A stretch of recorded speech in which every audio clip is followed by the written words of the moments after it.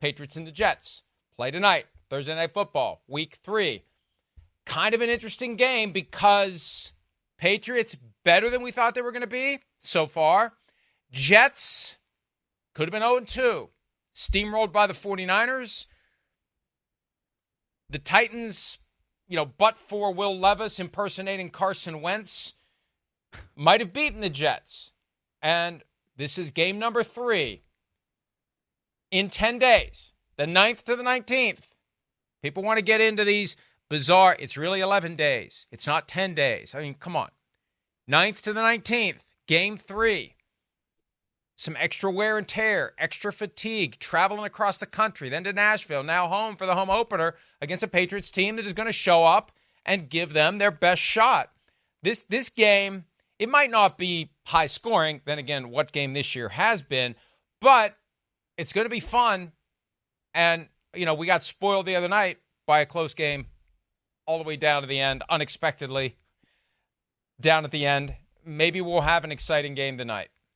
Yeah, Mike, I'm a little surprised that the Jets are favored by 6 in this game. And, maybe that's just me and looking at the Patriots and what they've done the first couple weeks and thinking maybe they are better than what we thought. But also, given that it's a Thursday night game, I don't think the Jets offense has set the world on fire over these first 2 weeks. I mean, part of that, I guess, is playing against San Francisco. And then Tennessee's, I expect Tennessee's defense to be pretty good because I think Denard Wilson's a good defensive coordinator, or at least defensive mind, and we're now seeing him be a coordinator. So that's another thing about it. But when I look at this game, it's just kind of like, man, I think that the Patriots are going to be able to keep up in at least some sort of form or fashion with the Jets so that it's not going to be like that. Like, I think this is going to be a close, lower scoring game where we're probably going to see a lot of field goals because that seems to play into what the strengths of each team happens to be. What do you think?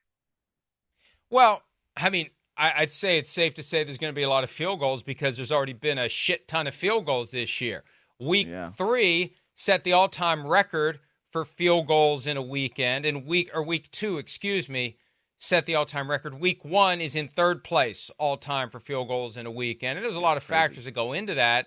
But, I mean, the kickers seem to be better than ever, and they keep getting better to the point where I don't know how popular of a take this is, but at some point you got to either raise the crossbar or close the uprights together because it's too damn automatic. I mean, one of the fun aspects of watching a football game that would go down to the wire, when it was time to try the game-winning field goal, there was a chance that it was going to go Scott Norwoody and go wide left or wide right, depending upon where you're standing and which way you're looking.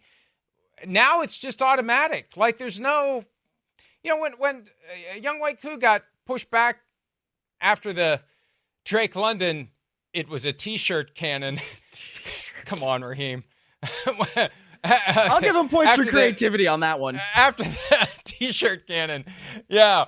Well, there's only one way to celebrate after you score a touchdown in the National Football League. Simulate a T-shirt cannon. But it's a 48-yard extra point, and it's like, did it even cross your mind he might miss it? No. Yes. No. Yes, it did. No, not for me. Not for me. It did. Not for me. Maybe it shouldn't have. It's automatic. Anyway.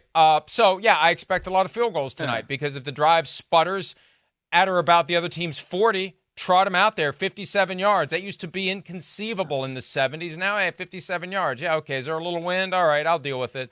So, this is, two teams that know each other well. And we're accepting the fact. I remember watching the game last Monday night.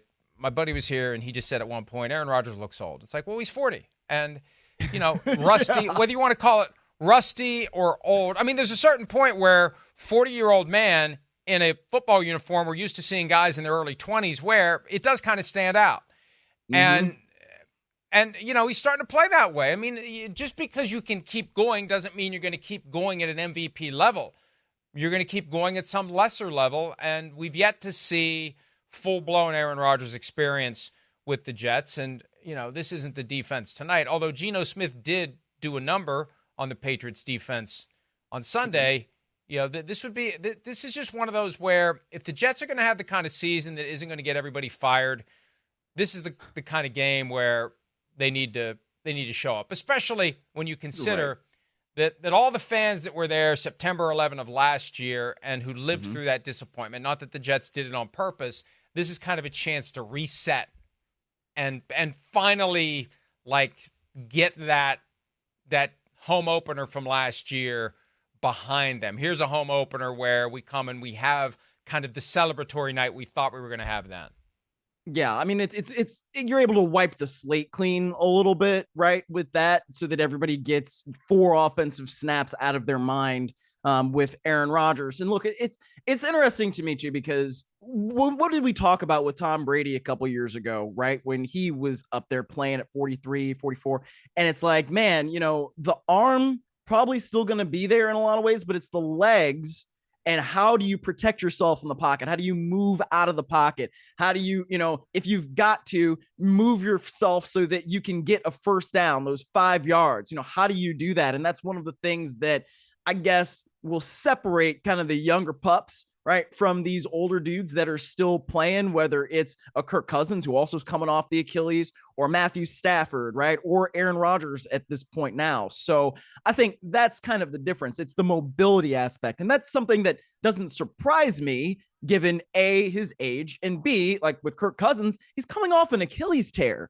Like, this is a very, very serious injury that years ago used to end dudes' careers. And it's amazing the strides that we have taken in modern medicine so that it doesn't. And so that there's, whether you believe it or not, a chance that a player can come back within the same season from that injury. I mean, Cam Akers, of course, he's a lot younger, did do that. And this wasn't necessarily as effective in the playoffs for the Rams, but they still won the Super Bowl. So I think when you're looking at it from that perspective, yes, Aaron Rodgers can still throw it, when he's got the protection and things are going right, he can still spin it. But it's going to be interesting to see if that Patriots pass rush can get him off his spot. And what then does that do to Aaron Rodgers and the passing game? Because if you can mess up the timing in that way, and you can mess up what Aaron Rodgers' footwork might be in that way, then that might be the place where you get the opportunity for either an errant ball or, at least an incomplete pass. Slight right turn. You mentioned the Achilles tears. It makes what J.K. Dobbins is doing this year even more impressive, because he had the Achilles tear week 1 last year, rehabbed with Aaron Rodgers. Now he's only 25, and that may be the answer. 25 versus 40.